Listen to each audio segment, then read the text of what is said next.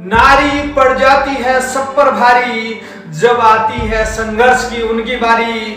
सब कुछ झेल कर भी आगे आती नारी, वो तो कुरीतियों को मिटाना रखती जारी। डियर फ्रेंड्स, हाँ, आज हम ऐसे ही एक सशक्त नारी के बारे में बात कर रहे हैं। वो है सावित्रीबाई फुले। जी हाँ, सावित्रीबाई फुले। सावित्रीबाई फुले एक आधुनिक भारत की प्रथम शिक्षिका थी, और ऐसी शिक्षिका जो कि ना तो हुई है और ना भविष्य में होगी। सावित्रीबाई फुले का जन्म सतारा महाराष्ट्र में हुआ, पर एक दिन क्या हुआ अब देखिए। वो उन्होंने अंग्रेजी की जो किताब ले रखी थी और किताब जैसे ही पढ़ने की कोशिश कर रही थी, क्योंकि वो छोटी बच्ची थी और उनके पिताजी ने उनसे वो किताब हाथ से छीन ली। जब खांडेराव जी ने किताब हाथ से छीन ली तो उनका बाल मन पे बहुत गहरा प्रभाव पड़ा।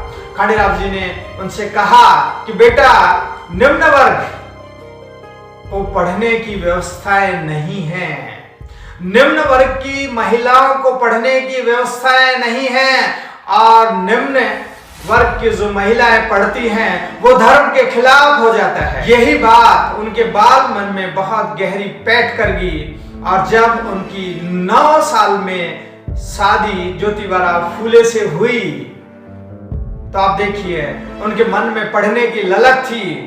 और जब खेत में वो खाना लेके जाती ज्योतिबा राव के लिए, तो ज्योतिबा राव से छुप छुप कर वो पढ़ती, और ये बात उनके घर वालों को पहुंच जाती है।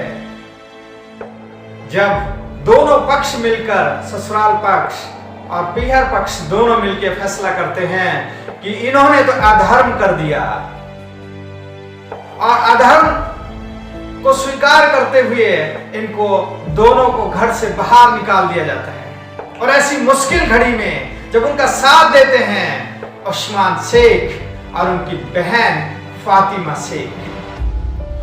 उस्मान शेख और फातिमा शेख है, दोनों को शरण देते हैं। सावित्रीबाई फुले और फातिमा शेख दोनों में पढ़ने की लगन थी, और ये दोनों पढ़ने लग जाती हैं और पढ़ती हुई फिर बाद में देखिए इन्होंने उस्मान शेख के, फातिमा शेख के घर पर एक नया विद्यालय शुरू करते हैं, और इस तरह जो बालिका विद्यालय एक एक शुरू करके पुणे में लगभग 18 बालिका विद्यालय खोले जाते हैं। और बाद में जो उनके साथ इस अभियान में सुगना बाई भी जुड़ जाती हैं।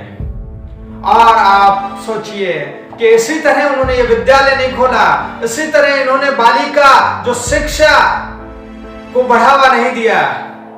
जब वो पढ़ाने जाती थी तो विशेष वर्ग के लोग उनके ऊपर गोबर फेंकते थे, मानव मल मूत्र भी फेंक देते थे, पत्थरों की मारा करते थे।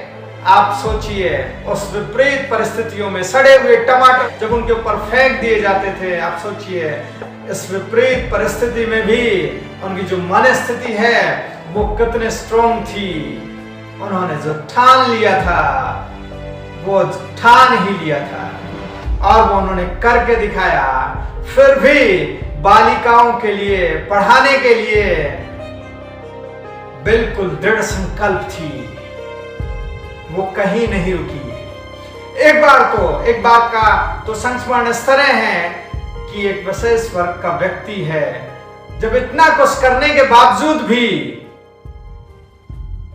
जब वो अस्थिर थी, अटल थी, खड़ी थी, और उसके बाद जब वो नहीं रुक पाई, उसको रोकने की कोशिश करता है, वो गाली गलौज करता है, रास्ता रोक लेता है। फिर बाद में इतनी दृढ़ संकल्पित थी, और जैसे ही क्या नाम है उन्होंने रास्ता रोका तो आप देखा न ताव धड़ाधड़ थप्पड़ जड़ दिए, और उसके बाद में वो स्थितियां उसके सामने नहीं आई, क्योंकि चारों तरफ जो लोग देख रहे थे वो भी समाज के डर से वो डरे हुए थे, वो भी कुछ बोल नहीं पा रहे थे, क्योंकि उनका जो समाज, जो धर्म है, वो ये कह रहा था, नहीं नहीं, बालिका शिक्षा नहीं होनी चाहिए। पर सावित्रीबाई फूले दृढ़ संकल्पित थी।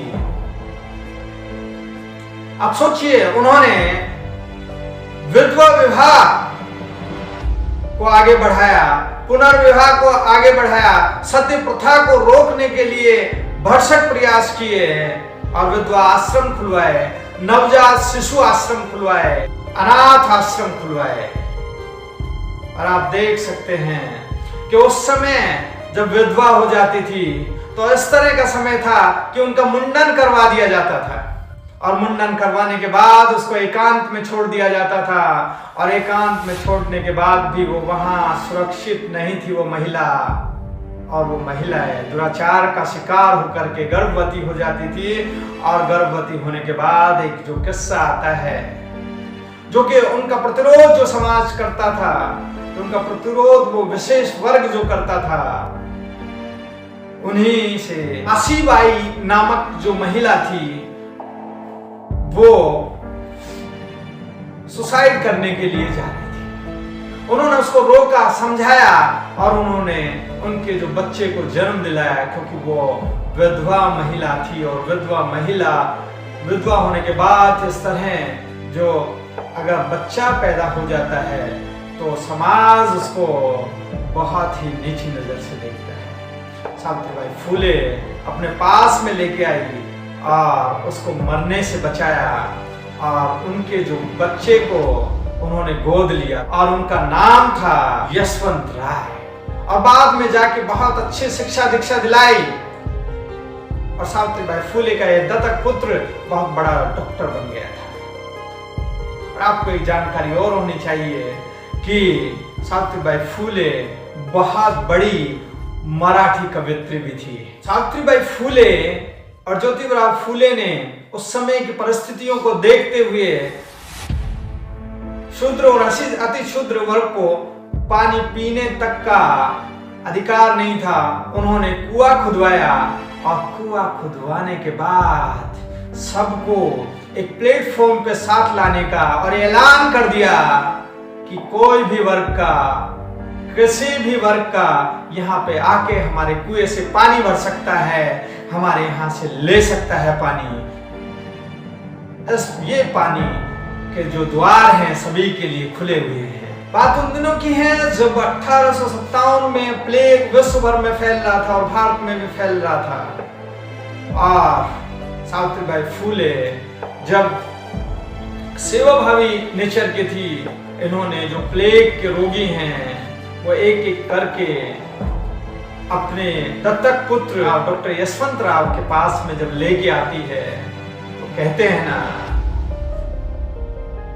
जो काम करता है कभी उससे ही ग्रसित हो जाते हैं और हो सकता है वही उनका मृत्यु का कारण बनता हो।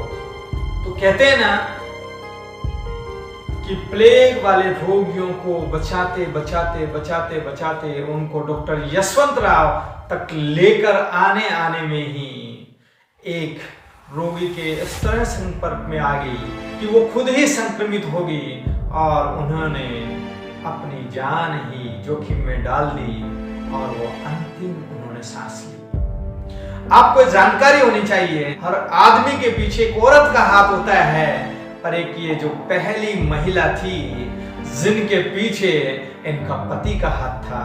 ज्योतिबा फूले का बहुत बड़ा योगदान था। मोटिवेशन ले सकते हैं कि हमने जो ठाना है वो करके दिखाना है, बस हमने जो ठाना है वो करके दिखाना है, चाहे बीच में कितनी ही कठिनाइयां क्यों नहीं आ जाए। और हम उन कठिनाइयों को झेलते हुए हम आगे बढ़े। बस आज से हम यही संकल्प लें, कुछ अच्छा करें इस देश के लिए। Thank you friends.